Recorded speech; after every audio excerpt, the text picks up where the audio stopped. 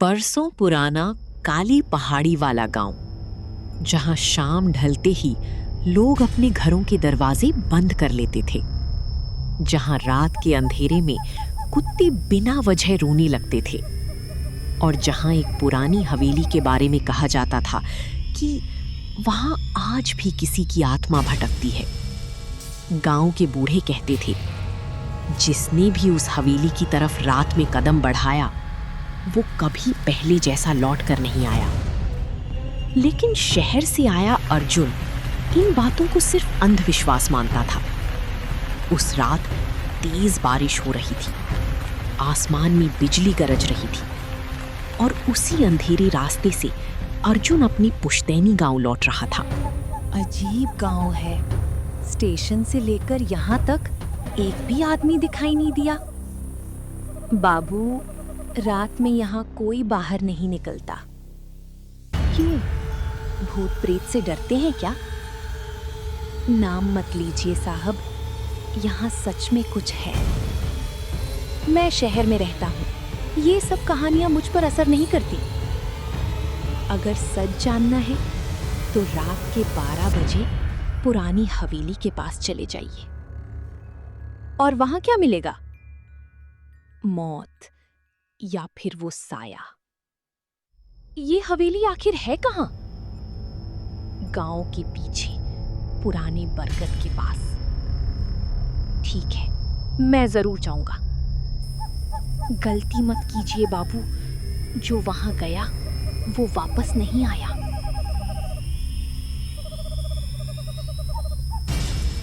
रात गहरी हो चुकी थी, पूरा गांव अंधेरे में डूबा हुआ था।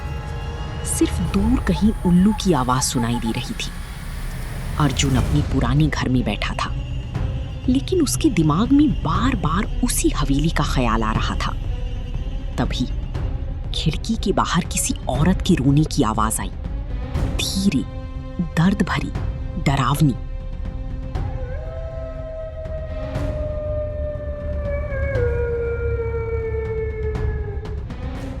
कौन है वहां? अगर कोई मजाक कर रहा है तो बाहर आओ।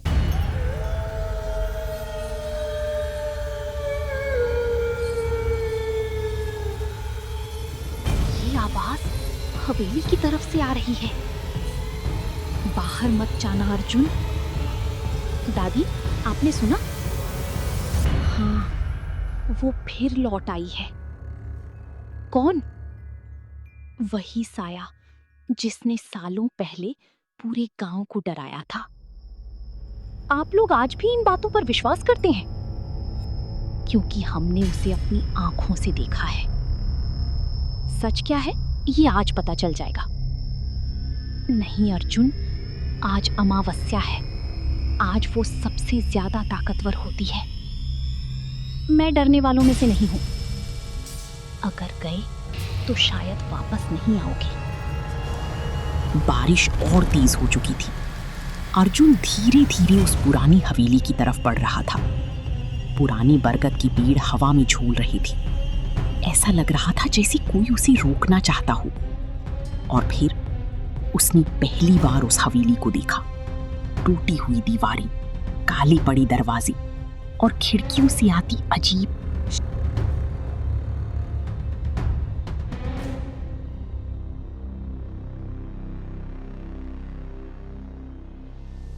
तो ये है वो हवेली।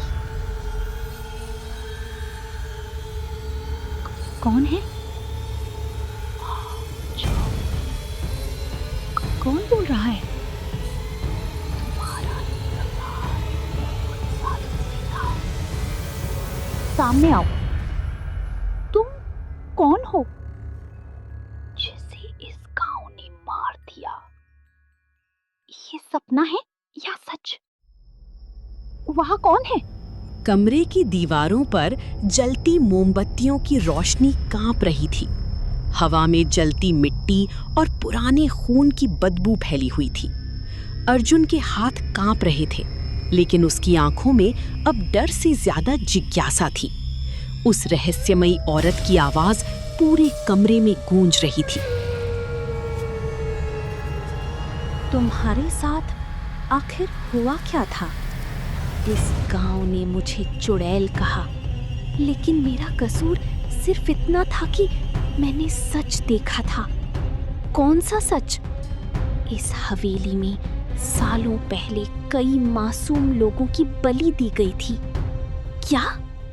और जिसने ये सब किया वो आज भी जिंदा है। कौन है वो? गांव का सबसे सम्मानित आदमी। तुम नाम क्यों नहीं बता रही? क्योंकि वो तुम्हारे बहुत करीब है। कौन है वहां? भाग जाओ अर्जुन, वरना अगला नंबर तुम्हारा होगा। हवेली के एक कोने में धूल से ढकी एक पुरानी लकड़ी की अलमारी रखी थी। अर्जुन धीरे धीरे उसकी तरफ बढ़ा। जैसे ही उसने अलमारी खोली, अंदर से एक पुरानी डायरी नीचे गिर गई। उस डायरी के पन्नों पर खून जैसे लाल धब्बे लगे हुए थे।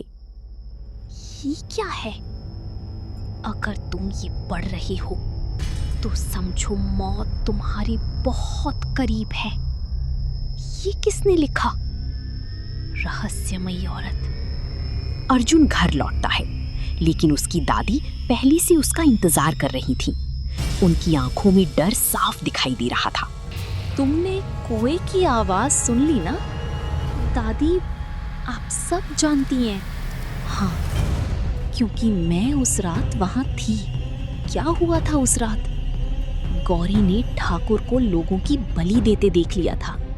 फिर ठाकुर ने पूरे गांव को उसके खिलाफ भड़का दिया और लोगों ने उसे मार दिया, जिंदा जला दिया। लेकिन उसकी आत्मा अब भी क्यों भटक रही है? क्योंकि उसे इंसाफ नहीं मिला। आधी रात अचानक अर्जुन के घर के बाहर जोर जोर से दरवाजा पीटने की आवाज आने लगी।